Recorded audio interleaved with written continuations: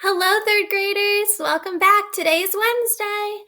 I hope you guys are staying safe inside. I know I've been a little antsy myself, so I got up this morning and I did some yoga. Even though I was kind of sleepy, it was just the right thing to do to get my body up and moving, just like when we do brain breaks at school. Today, our topic is something that we just started talking about right before we left for this crazy break. So I hope this is a good chance to just keep our minds moving. And this will actually be a two-parter. So you'll have to come back tomorrow to see the rest. Today, we are talking about similes. Similes are comparing two things using the words like or as.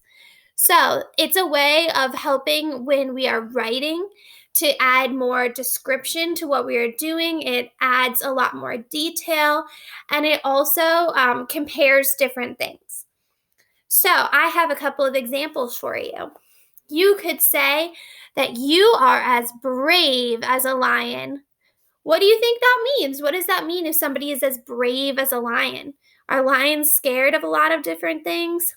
No. So I compared you to a lion because you are so brave.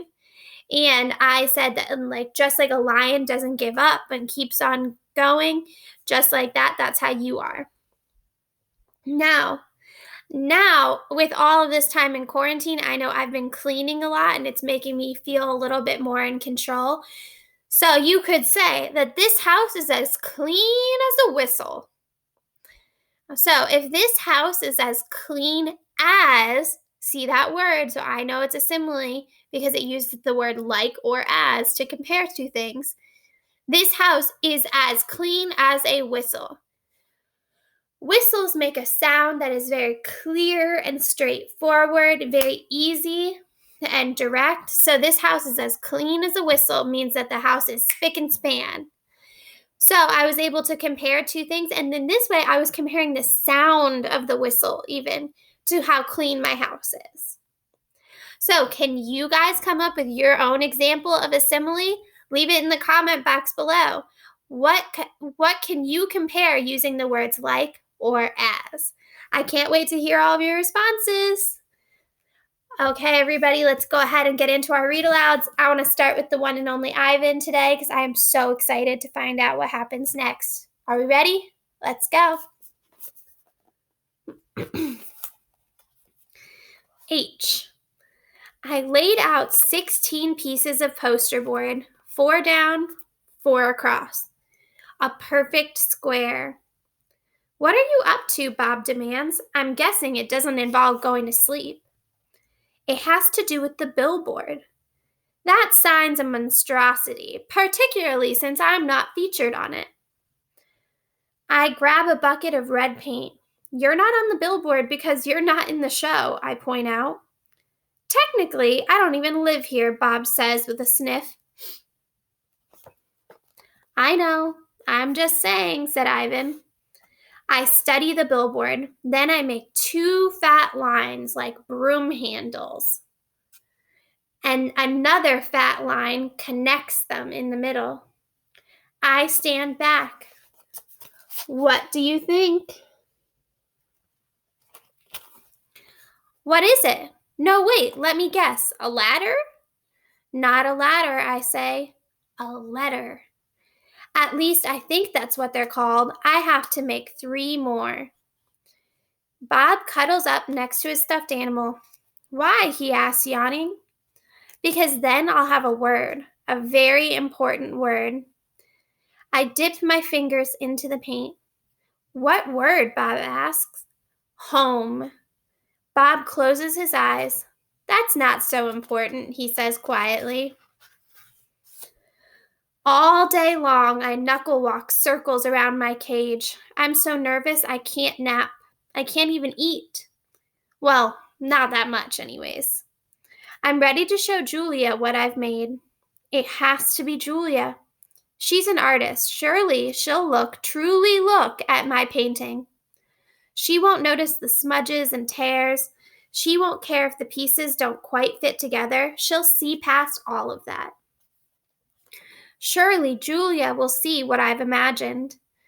I watch Ruby trudge sullenly through the 4 o'clock show, and I wonder, what will happen if I fail? What if I can't make Julia understand? But of course, I know the answer. Nothing. Nothing will happen. Ruby will remain the main attraction at the Exit 8 Big Top Mall and Video Arcade, conveniently located off I-95 with shows at 2, 4, and 7, 365 days a year, for year after year after year. It's time to show my work. The mall is silent, except for Thelma the macaw, who is practicing a new phrase. Uh-oh, uh-oh, the bird cries. Julia is finishing her homework.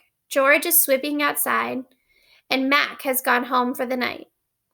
I grab my stuffed animal and carefully pull out the folded pieces of paper. So many paintings, page after page, piece after piece of my giant puzzle. I pound on my glass and Julia glances over. Fingers trembling, I hold up one of my paintings. It's brown and green, a corner piece. Julia smiles. I display another picture and then another and another and another, each one a tiny part of the whole. Julia looks confused. But what is it? She asks. She shrugs. It doesn't matter. It's pretty just as it is. Uh-oh, says Thelma the macaw. No, I think. No, it does matter. More paintings. George calls out to Julia. He's done for the night. Grab your backpack, he says, and hurry, it's late. Gotta go, Ivan, Julia says. Julia doesn't understand. I have to find the right pieces. I dig through the pile. They're here somewhere. I know they are. I find one, and another. I try to hold 4 of them up against the glass. Bob, I say, help me, hurry. Bob grabs paintings with his teeth and drags them to me. One by one, I shove the pictures through the window crack. They crumble and tear. There are too many pieces. My puzzle is too big. Careful, Ivan, Julia says. Those might be worth millions one day. You never know. She arranges the paintings into a neat stack.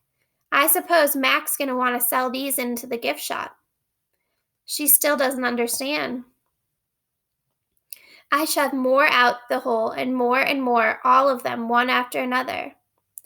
So Ivan's been painting, has he? George says as he puts on his coat.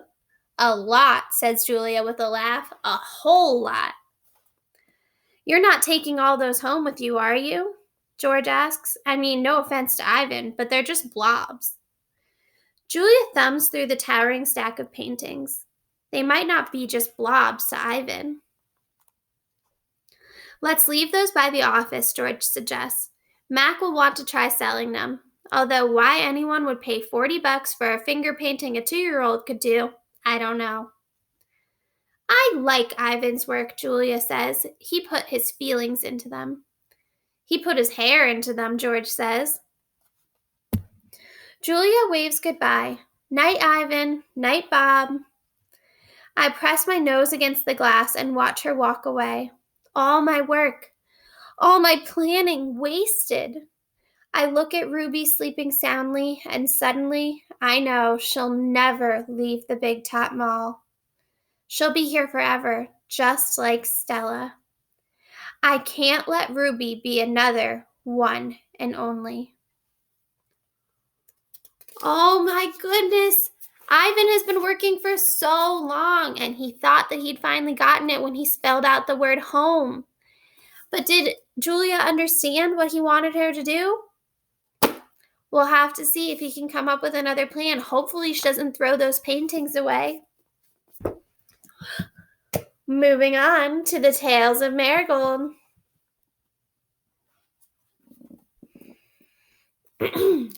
So last thing we heard is that everything was going very smoothly. It seemed like their revolt was on the way. Marigold has gone into the castle, and Christian was going to go help with the plan from the other kingdom. Chapter 27. Very exciting, guys. We're coming to the end. The first complication was this. Olympia sent a couple of new guards down to check on Finbar. Relieving him would have been something that wouldn't occur to her, but checking up on people, that seeing if they were doing what they were supposed to, that was something she was pretty experienced with. The guards, Somerset and Grumley, arrived while Finbar, Swithbart, and Magnus were napping. Marigold was out and about in the castle, and Chris had gone out the disposal tunnel to look in on affairs in Xandelphia. Ed, grown bold by days with nobody actively guarding them, had left Finbar and in his own cell and crept out to rummage in the tumbled heaps of his own possessions, piled at the farthest, darkest corner of the dungeon. When he heard Somerset and Grumley clomping down the stairs, he froze, hidden in the dark up to his hips in his precious collections. Finbar, Grumley shouted, waking not only Finbar, but Swithbert and Magnus as well. What's happening down here? Why are you in that cell? Why are the doors open at all? Where's the other prisoners? Finbar jerked upright, pillow creases on his cheek. Huh? He said. And where did you get a pillow from? Cells don't have pillows. Well, it must have been left behind when the cells were cleaned out, Finbar said. He knew perfectly well it was one of the ones that Marigold had brought down from the castle linen cupboard. I don't think so, Grumley said in a menacing tone. He had known Finbar since they were boys and knew what a perfectly dreadful liar he was. What's going on down there? He put his hand on his sword strapped to his hip. Ed, perched in a pile of junk, furtively felt around for something he could use as a weapon. But there seemed to be nothing but scarves and socks and knit caps in this pile. By the time Magnus and Swithbert were awake and quaking on their cots, afraid to move. You wouldn't be fixing to help these prisoners escape, would you, Finbar? Somerset asked. Do I look crazy? Finbar said. The Queen would have me stretched on a rack for that. Then what were you doing? Grumley asked. Finbar's natural instinct was to tell the truth, and his attempts to override were always obvious. Say, you fellows wouldn't be interested in seeing King Swithbert back on the throne, would you? He blurted out. Ed gasped so loudly he was sure that they would hear him, but his gasps were drowned out by Magnus's and Swithbert's. Back on the throne? Somerset asked. With Queen Olympia, you mean?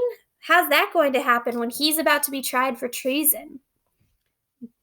Don't, Finbar, Swithbart said, but while Magnus made little gurgling noises and Ed kept hyperventilating. Finbar looked over at Swithbert, shrugged, and kept going. I mean by himself as the sole ruler. Somerset scratched his head. I don't get it. Think about it, Finbar said. Are you having a good time working for the Queen? Well, all of us guards have been a lot busier and a lot more nervous since she's always upset about something. And she wants us to be a lot meaner, which is not something that we all like. I myself prefer to think that I'm serving as a people's protector, not as a people's punisher. You're right, Grumley said, letting go of his sword hilt. Heroic in battle is one thing. Picking on unarmed people is something else. But what's that got to do with the king and his treason? Let's say the king is innocent. Let's say that the queen just wants him out of the way so that she can rule the kingdom without any interference. Let's just say that she lives to be a very old lady, getting crankier and crankier with every passing year. Does that sound like a good thing to you? Somerset scratched his head some more and rubbed his jaw thoughtfully. Ed didn't think it was that hard of a question, but he kept himself from blurting out the answer by stuffing a sock in his mouth. Finally, Grumley said, Not to me. Me either, Somerset said. Okay then, Finbar cheerfully clapped his hands together. We've got to get the king back on the throne, don't we? That means we need to get the queen off the throne. But isn't that treason? Isn't that why the king's in here in the first place? If you're on the right side of this conversation, it's called a people's revolution, Finbar said, and you're a man of the people, right? I guess so, Somerset said. Swithbert had long since shut up and let Finbar go. He was so persuasive that he could have a new career as some kind of salesman or a minister instead of a guard. Swithbert made a mental note to himself to keep that in mind in the future. Does this mean we're part of the rebellion now? Grumley said. It's not a plot, it's an act of liberation. How many of the other guards do you think feel the way you do? I'd say most of them, Somerset said. There's a few who think the queen is the greatest, but they're the ones I'm a little scared of myself. And market day is tomorrow, so you know that she's going to have the trial while there's the biggest audience. Swithbert finally had something to say. So I guess we know when the trial's going to be and how it's going to turn out. So here's your job, Finbar went on. Find out how many of these guards we can count on. And as crazy as it sounds, don't forget Rollo. Come back and tell me, and we can go from there. Oh, and it should go without saying that none of this should get back to the Queen. After Grumley and Somerset had gone back upstairs, Swithbert came out of his cell and shook Finbar's hand with both of his own. I thought for sure we were goners right there on the spot, but you were brilliant. Ed emerged from the shadows, removing his sock from his mouth and saying, I don't want to be putting anything in front of the other, but there seems to be some stuff in that pile that we can use. At that moment, Marigold came padding down the stairs and Chris came crawling in through the disposal tunnel, and they were brought up to date with all the news. Marigold had brought some treacle tarts, which they ate while they worked on their strategy. These are the best treacle tarts I've ever had tasted, Swithbert said. Surely the same cook who used these can't be the cook that I always had. There's a new chef, Marigold told him. He came with Olympia and Lazy Susan. He's fixing some of her dresses, too. Seems like he can do almost anything. Lazy Susan says he's the most creative person she's ever seen. And he can't put up with Olympia's banter at all. He sounds too good to be real, Swithbert said. I can't wait to meet him. I hope I get the chance. And they went back to their planning. The next day they would find out if their plans would work, and no one was sure. Olympia wasn't an easy person to fool, and she would be especially vigilant about pulling off an important act before a big crowd. She would have to make dear old Swithbert look wicked and dangerous and then execute him along with Ed and Magnus in public. And she'd have to do it with confidence and authority that no one in the castle or the crowd would consider questioning her actions or interfering. None of them doubted for a moment that she was perfectly capable of that. Nor did she. At that very moment, she was standing in front of her full-length mirror, wearing her execution day gown, practicing her royal wave, and then her royal signal to the executioner to cut off their heads. Tomorrow we get to start chapter 28. Oh my goodness, let's see. So the big day is tomorrow. If they're going to have a rebellion, it's now or never. We'll have to see how it goes. Okay, everybody, I'll talk to you later. Don't forget to have your family send in pictures of you guys reading so I can post them for student shout-outs, okay?